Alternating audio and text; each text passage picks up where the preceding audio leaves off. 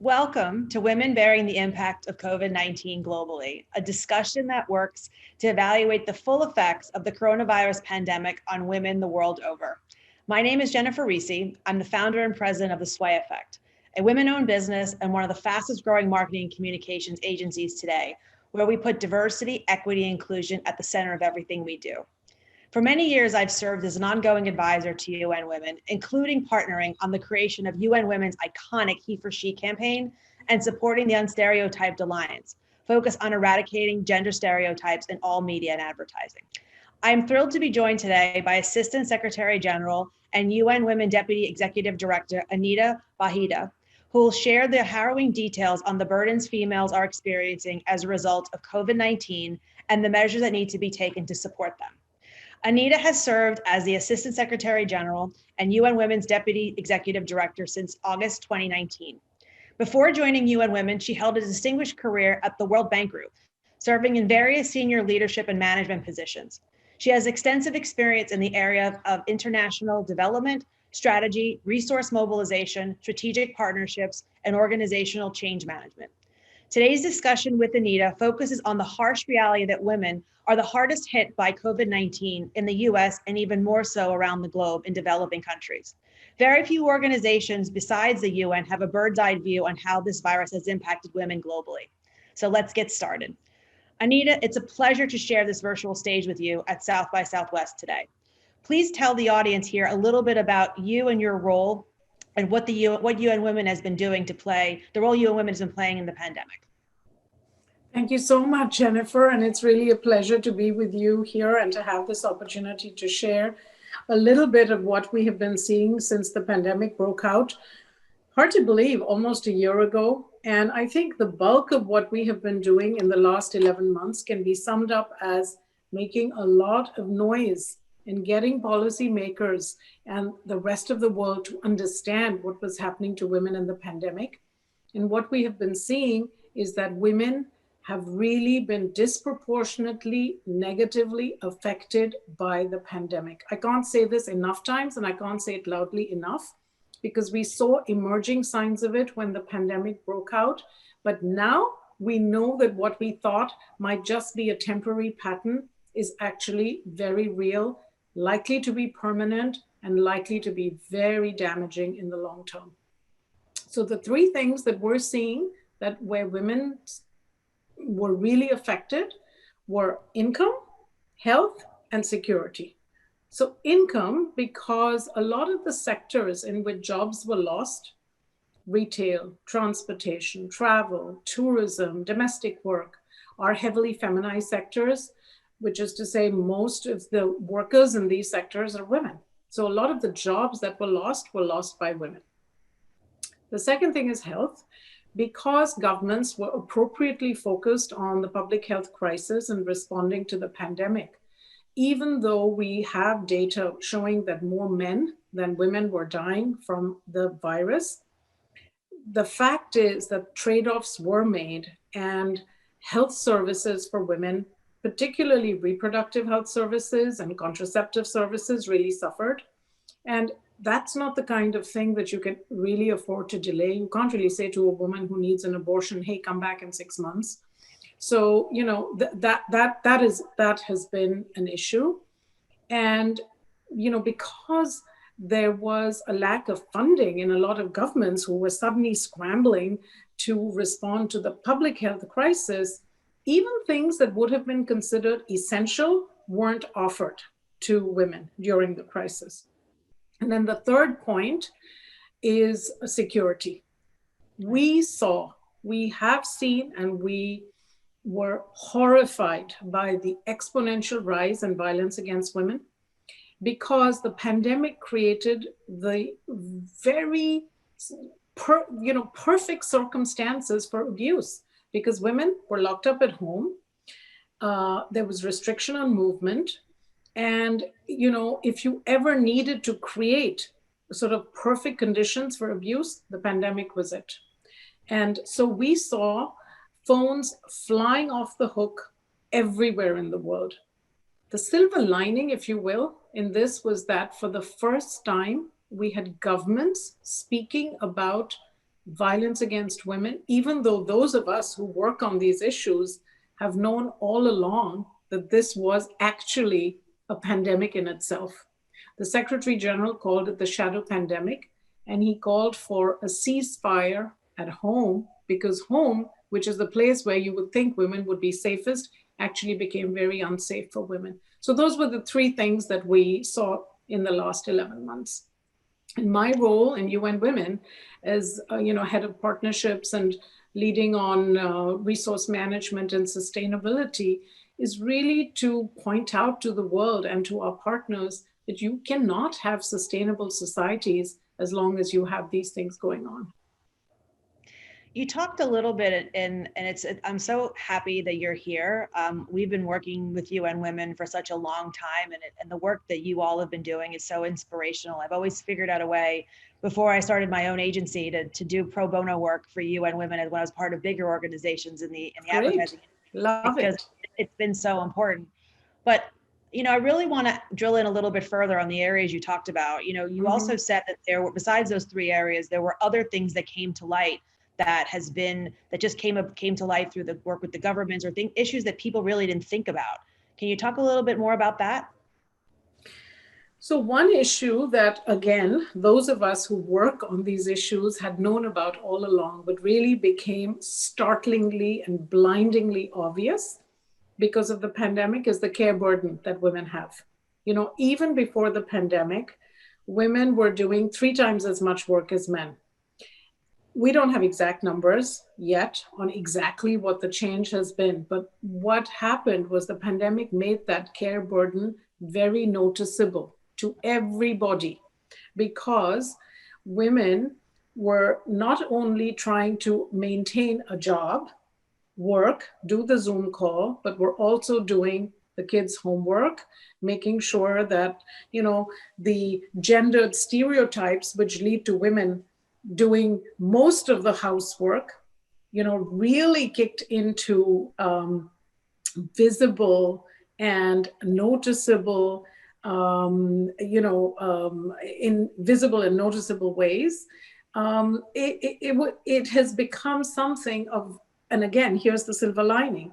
This is something that those of us who work on these issues have been talking about for a long time.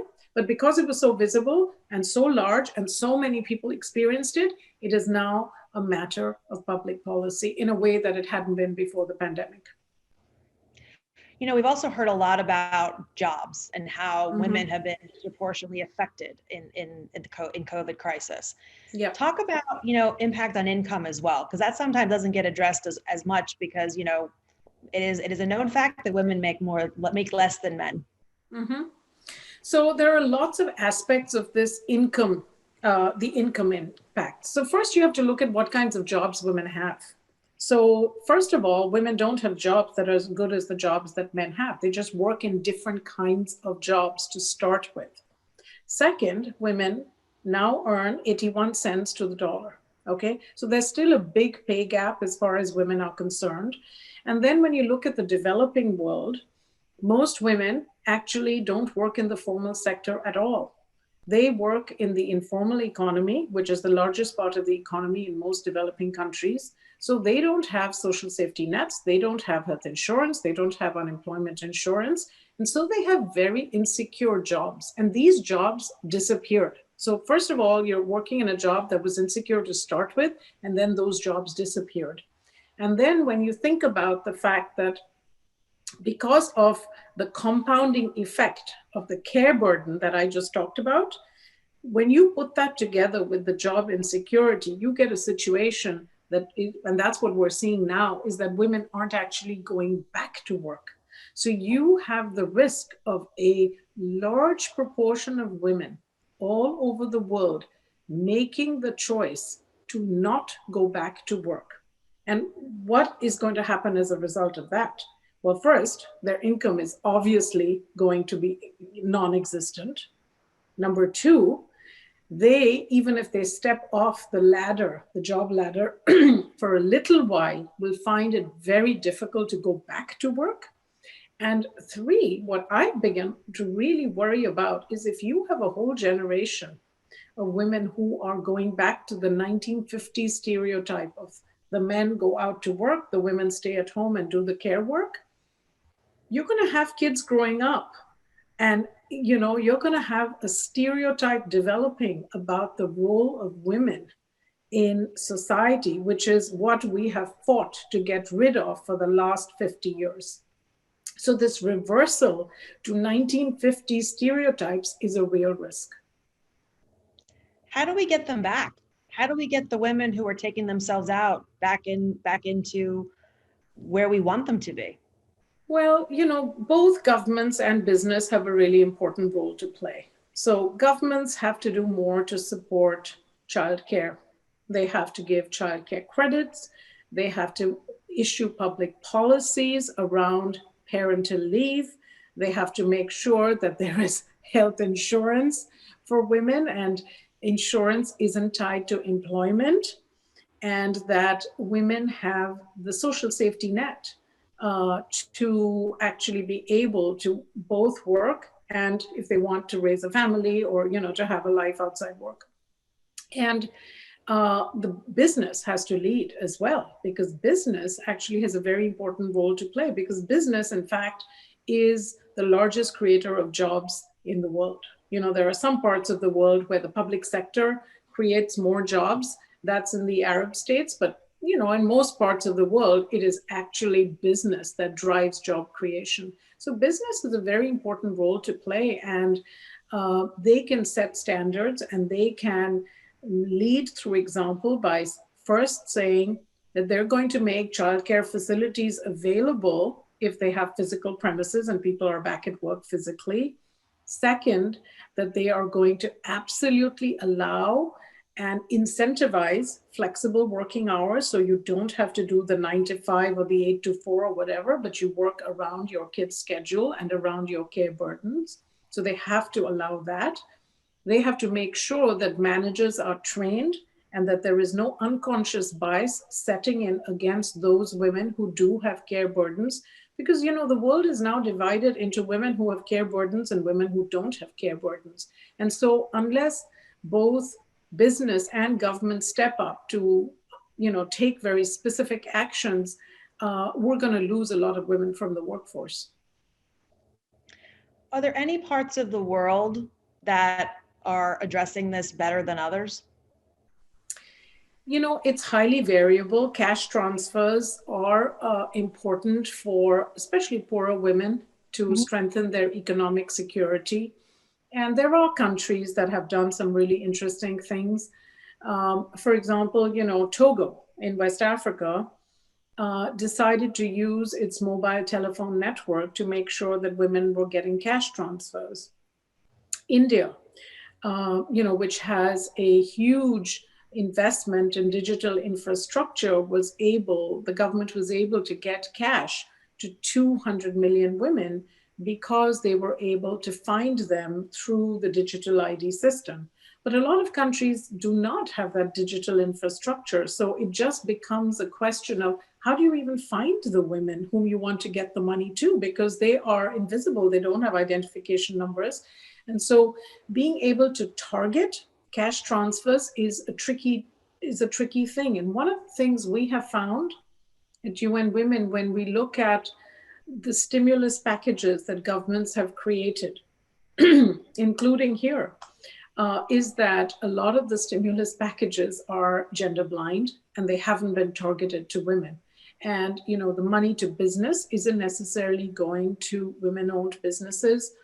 And so governments actually have to make very special efforts and very intentional efforts to target stimulus packages to women. We have not seen enough of that to date. Our analysis shows that, of the more than 150 countries that have had some kind of a stimulus package, just a little less than 40% of them have even thought about what are the services and incentives that you need to provide to women to recover from the pandemic crisis. Wow.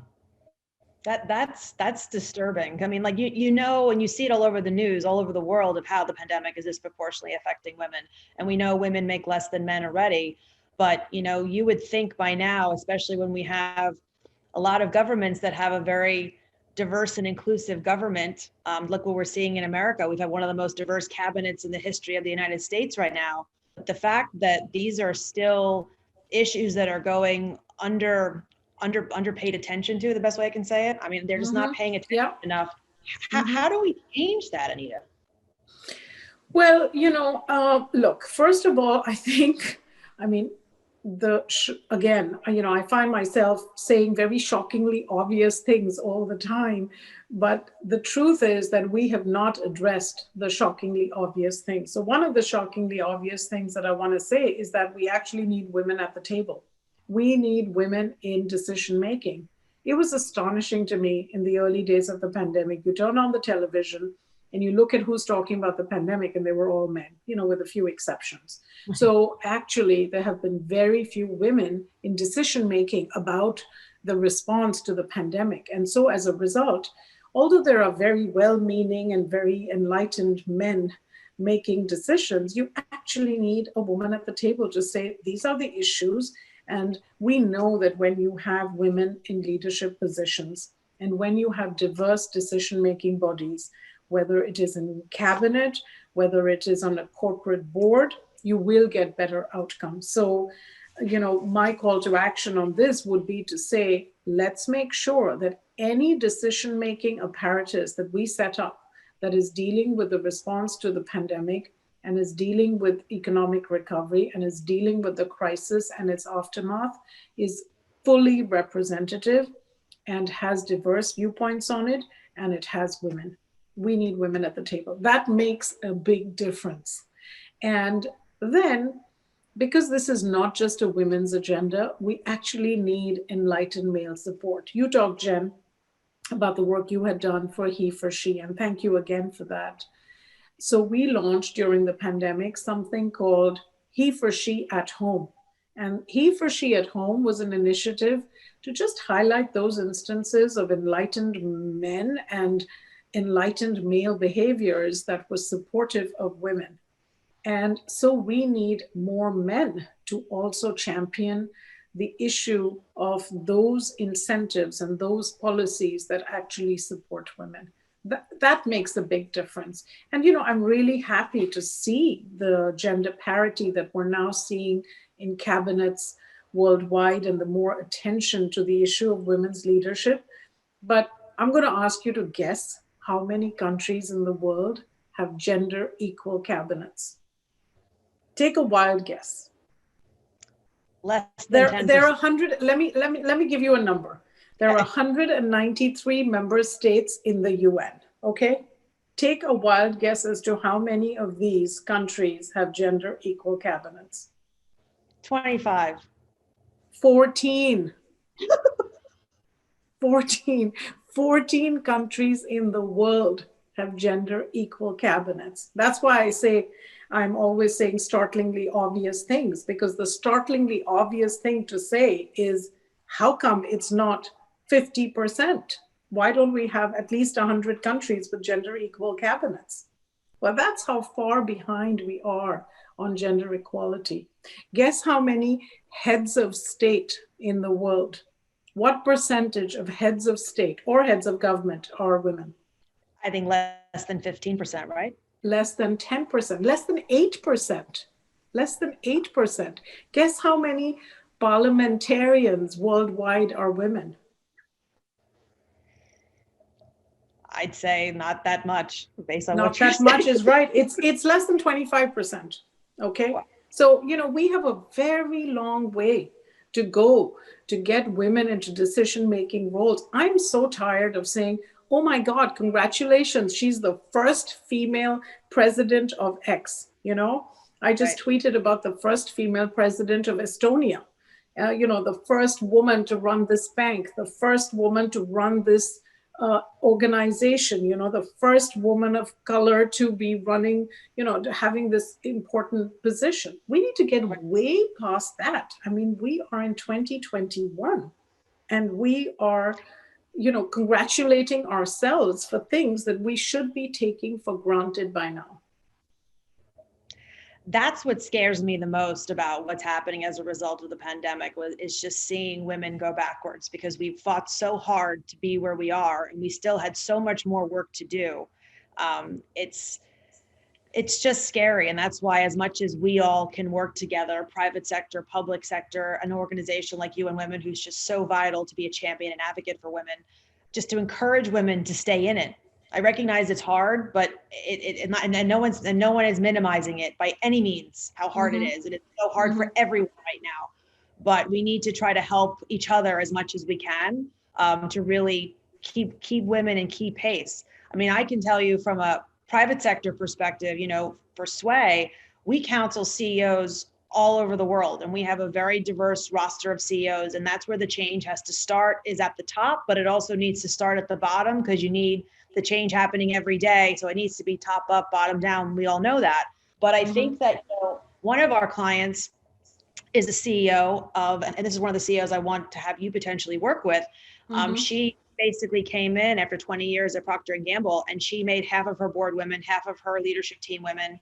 She's now bringing people of color onto the board, and the company's never been doing better because the team is as diverse as the customers they serve across all of their banners. And I think that too little CEOs understand that that's what you need, that level of diversity in your perspective and thinking, in order to really grow your business, be of the times, actually attract the right talent, all the key things. And, when you see some people doing it right in the private sector and with big companies, and you see so many not doing it so right in the public sector, it's sometimes can be a little demotivating how much more we have to do, especially when we worked on a campaign like He for She a bunch of years ago.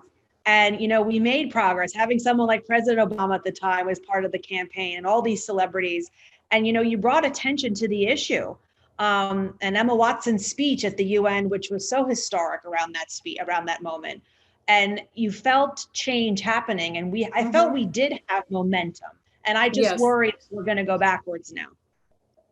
I mean, look, leadership makes a huge difference. And, President Biden was the person who was responsible for the act, which, on violence against women, right? He understands the issues. We have Kamala Harris now as the vice president, and we have incredibly inspiring, ideas, legislation, executive orders already, coming out of the administration. So I'm very hopeful that with the announcement, within the first few days of the administration, the announcement of the Gender Council, the announcement of a diverse cabinet, the absolutely amazingly thoughtful executive order on climate change, the return of the US to the multilateral fora, the US is back.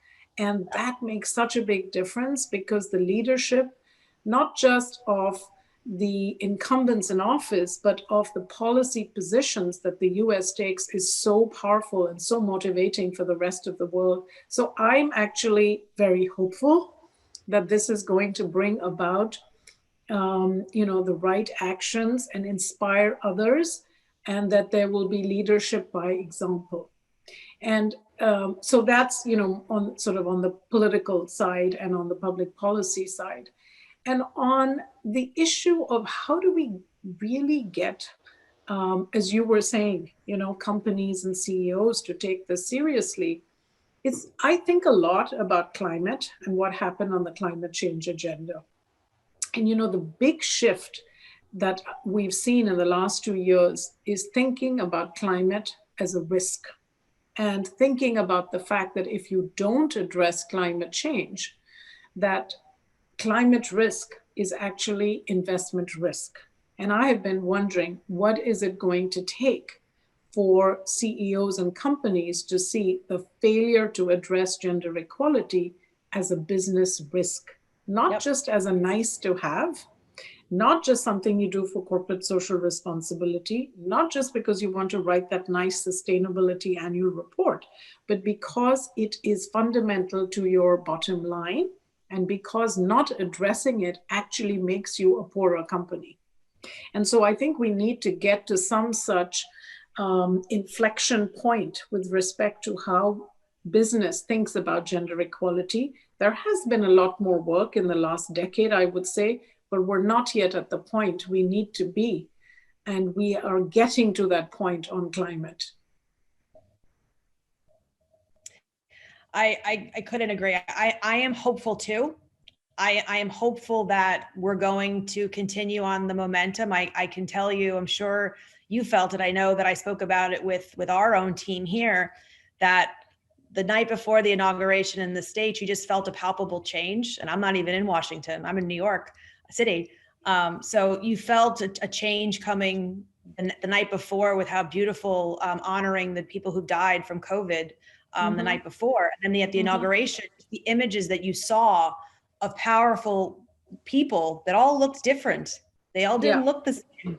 And that is extremely inspirational to the next generation. And it's also inspirational, I would think, for women who've stepped out, to your point, because they've had other challenges and they've had to take care of their family, that, you know what, they will be back. They have to take care of what's going on right now, because it is a challenging time for their families and honestly the world. But you know what, to keep moving forward and to set the right example for their kids, they will be back.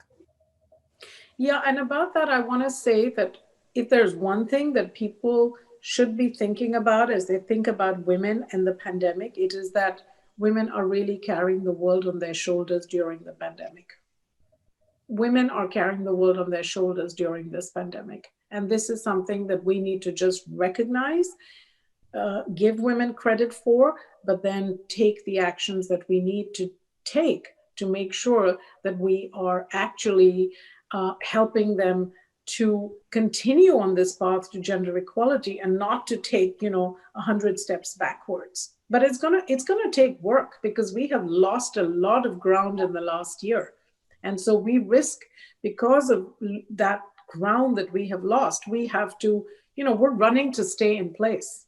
We are running to stay in place. So if we want to actually catch up and go forward, we have a lot of investments that we have to make.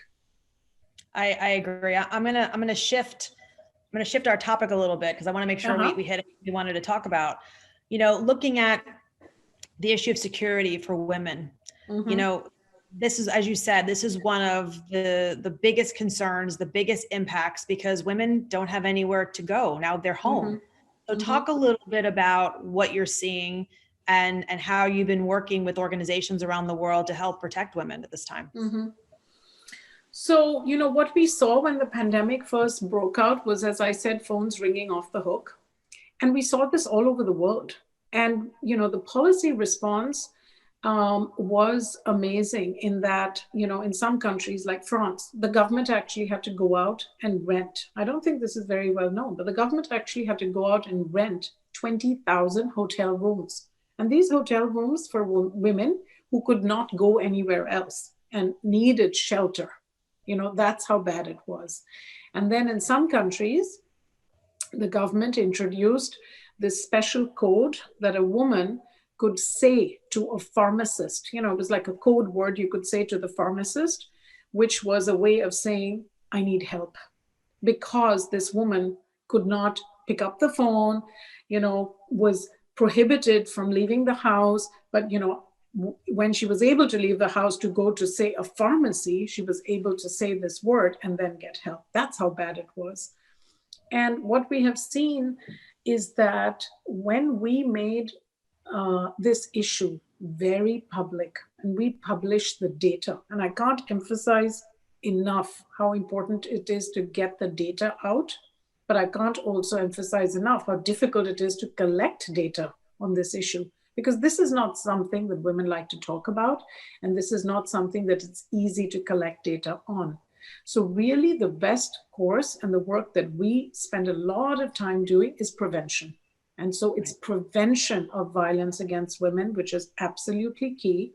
And that means training of police officers. We work a lot with police officers to sensitize them so that when they get a call, it's not their natural inclination to dismiss the call as some hysterical woman on the other line, on the other side of the call, but to take it seriously, to treat it as a crime, to act quickly and to act swiftly, because very often if there isn't swift intervention, it means a death. And so we have worked to sensitize, police services. We have worked a lot to create awareness that shelters for women are essential services. This is not something that is a luxury. This is something that has to be considered as an essential service. And we were happy that, in the early stages of the pandemic, we saw some countries, for example, in Canada and Ottawa, shelters were considered essential services because lots of things closed down. And all over the world, we had examples of countries where the shelters were being shut down and women had nowhere to go. So, we made a lot of noise about this. We raised awareness of this. The Secretary General then issued this call for an end to the shadow pandemic of violence against women. And more than 140 countries actually signed up and said, we agree that this is a shadow pandemic and we will undertake actions in our countries to reduce the incidence of violence against women. So these are some of the things that we have done. But the truth is that violence against women is actually a public health crisis. It is a public health crisis and should have been called one a long time ago. Because, this is something that kills people. This is something that prevents them from going to work. It prevents them from having productive lives. It is a violation of their human rights. And so, obviously now is not the time when the world is dealing with the pandemic to, now is the time when the world is dealing with the pandemic to also say that there is, by the way, this other pandemic that has existed long before this virus that we need to address. What can we do? I mean, I know a lot of the time, some of these issues feel so big that we have to rely on governments to address it and fix it. What can we do? I mean, there's so many, we're all more separated than ever, but I feel like some of us are more connected than ever, and we all want to help as much as we can. I mean, everybody has a role and everybody can do something. So first of all, I think everybody probably knows somebody or knows somebody, maybe not that close, but you will, if you think about it, you are going to know somebody who has been a victim of violence in some way. So the first is to recognize the extent of the problem. The second is you cannot be a bystander. If you know of something, you have an affirmative obligation to act and to give the person the encouragement to seek support and to make sure that they know that they have resources. Because remember that for abusers, a lot of the work is to isolate the victim. And so, if you see friends or others who are becoming isolated, you do have to intervene. The third is, women's rights groups on the ground are absolutely essential, and they have been decimated during the pandemic. A lot of them lost funding. A lot of them lost support. And so if you are doing charitable giving, I would really encourage you to give it to groups that are fighting against this shadow pandemic, to make sure that their voices are kept alive, because their voices were the ones that made sure that essential shelters were kept alive, that shelters were considered essential services, that attention was being brought to these issues. And so I think it's really important to keep those sources of support alive as well.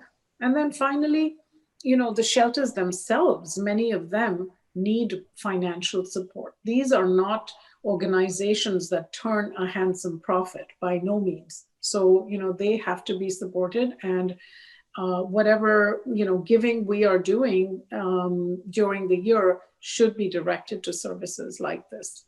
So those are some of the things that we can do. And then, of course, businesses have a role to create awareness about this and to say they have zero tolerance for this, and that they will not tolerate any violence against women, whether it is physical or online. Because the other emerging issue, of course, is online harassment, online violence, and we have to watch against that as well.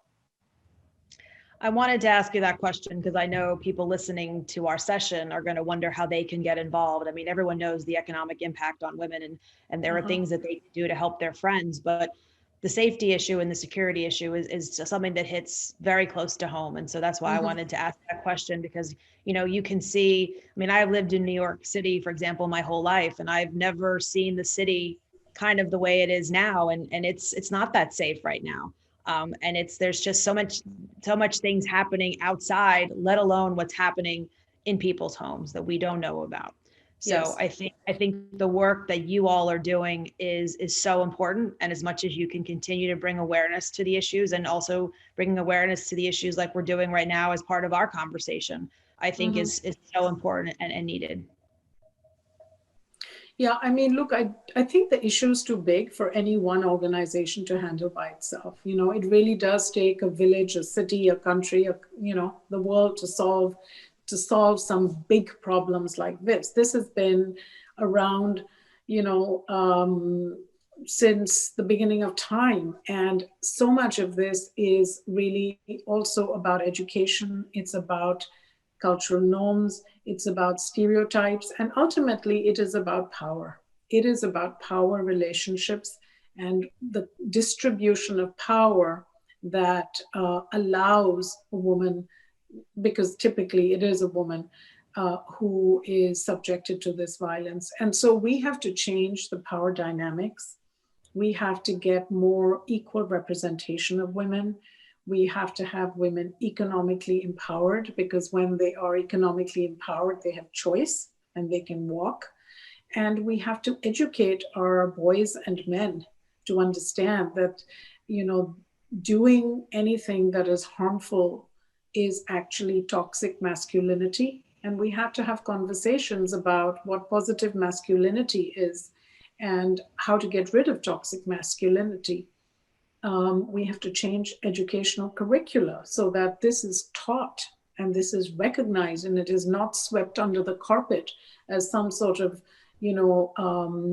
forbidden issue that can't be discussed. No, it should be put out there. When we learn in school about different things that affect the development of society, we should be learning about the shadow pandemic of violence. I can't remember ever being taught anything about this when I was in school, and I don't think most school curricula talk about this at all. But yet, if it's something that one is exposed to as a child and it's part of your educational upbringing and you're sensitized to this issue, then you will have a different approach to it than if you didn't know the scale and the dimension of the problem. One of the issues is that when people learn about this, they think, oh, it's an isolated case. And what we want you to know is that it is not an isolated case. In fact, there is so much violence against women, with, 1 in 3 women worldwide having experienced some form of violence against women, that this is actually a very large problem that became very visible during the pandemic. Right. Well, you have an ally in me and all the people I have in my network, and we will continue to raise awareness about this, because thank you so much. We all need to do it together. I want to switch now to health. COVID-19 has really affected the health of so many around the world. Talk a little bit about how it's impacted the health of women. Well, the first thing was loss of access to reproductive and contraceptive services. And so, as I was saying earlier, you couldn't really be in a situation where you need life-saving interventions. Many women were not able to access that during the pandemic. And this, it's too early to actually have numbers on what the impact is going to be. But the health issues were both on the reproductive and contraceptive side, but also as a result of the big jump in poverty. Because health is also related to poverty, and your health outcomes are going to be determined in part by the nutrition that you have, and the access to health services you have, particularly as a child. For example, stunting is something that happens because of inadequate nutrition at a very early age. And so what we have seen and what we can say, because we do have the numbers on this, is that we estimate that next year, at least 400 million more women are going to fall into poverty. And as a result of that, you can be sure that their health outcomes will be affected. They will be worse off in terms of their health because they are poorer. So, there is an inextricable link between a woman's economic situation and her health situation. And I think the largest impact of the pandemic on women's health came initially from the lack of access to life-saving health services, including, maternal health services. But now the longer term impacts are going to be from the increase in poverty that we're seeing for women. Is there going to be a silver lining to all of this? Is there anything positive that's going to come out of everything that happened with COVID for women? Look, if we're intentional about building back better, being the same as building back equal, if governments can keep that focus on women and put women at the center of the response and recovery efforts, then yes, we have a chance to build better societies. I mean, the point is, they say you should never waste a good crisis. So the crisis is an opportunity to do things differently. We do not want to go back to the old way of life. Nobody wants to go back to the old normal. So what's the new normal that we need? So the new normal has to be a kinder, gentler, but most importantly, a more inclusive world. If the world had focused on implementation of the SDGs, with real energy and resources committed to it, many of the issues that we saw during the pandemic actually wouldn't have happened. I mean, what the pandemic showed was that those countries that didn't have strong public health systems, a lot of them have really suffered during the pandemic. And those that had better public health systems have done better. But we also have seen that with the crisis has come awareness of certain issues and a willingness to talk about certain issues that didn't exist before. So in some senses, we have more political will around some of these issues. Now comes the hard job of implementing that political will. And so I think, there is an opportunity in this crisis. That opportunity is the opportunity to what I call to build back equal, not just build back better, but to build back equal so that women, are really front and center of the response. And it is going to take a huge amount of political will, but also resources to drive the gender equality agenda. And unfortunately, the gender equality agenda has not had enough resources going towards implementation. The financing agenda and the gender agenda have always been two separate worlds, and we need to bring the financing and the gender agendas together and really focus on implementation. We actually know what needs to be done. It's not that we don't have the solutions. We have the tools, we have the solutions, we have the knowledge. What has been missing in most countries is political will and implementation muscle, the capacity to actually execute, follow through, get it done, monitor, set targets, have benchmarks, and then evaluate and see, are we making progress fast enough? Have we passed that law which, outlaws marriage, because a lot of countries, for example, to give you one example, there are a lot of countries that have laws which make rape okay if you marry your victim, and so one very simple I say simple, not that simple, but one thing that many countries could do is just say, you know what, I'm going to pass a law which outlaws marrying your victim. We're just going to outlaw that. We're going to send a very clear signal that that's not acceptable, that you may not get away you don't make rape okay by marrying your victim. So, if we can have that kind of government commitment and then follow through, then, we can see a big change in the world. I can imagine that world.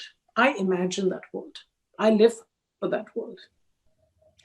Well, I think everyone listening to this should either go back to the companies they work with or go back to their partners, or if they're an entrepreneur, and think about what they can do to help get involved and drive change, because there's so much to be done. And to your point, we all have to do it together.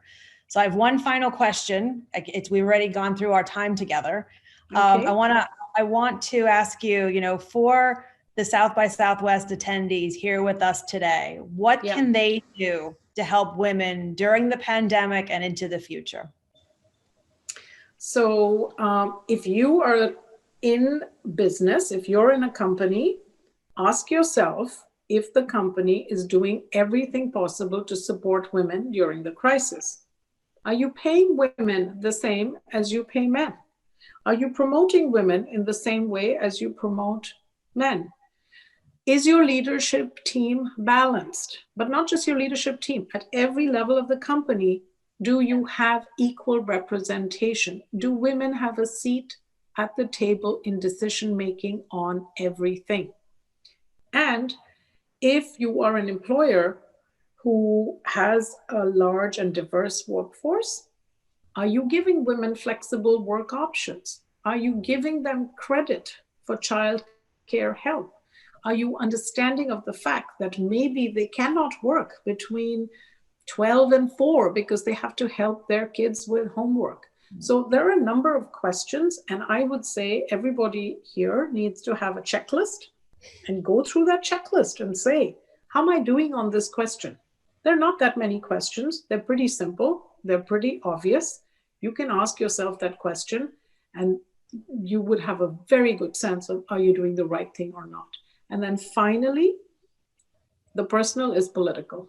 Are you out there lobbying for the right public policies which are going to give women what they need in terms of childcare credits, health insurance, employment insurance, parental leave, sick leave, so that they can have full and productive lives? Well, we're going to leave it right there. Anita, thank you so much for joining me today. It was an amazing conversation, so inspirational. I cannot wait to continue working and helping the mission and the cause that we've been working on together for so long. And we just have to bring more people to the party to drive the change we all want to see. Absolutely. Thank you so much, Jen, for inviting me. It was great to talk to you. Thank you so much. Thank you. Bye-bye now.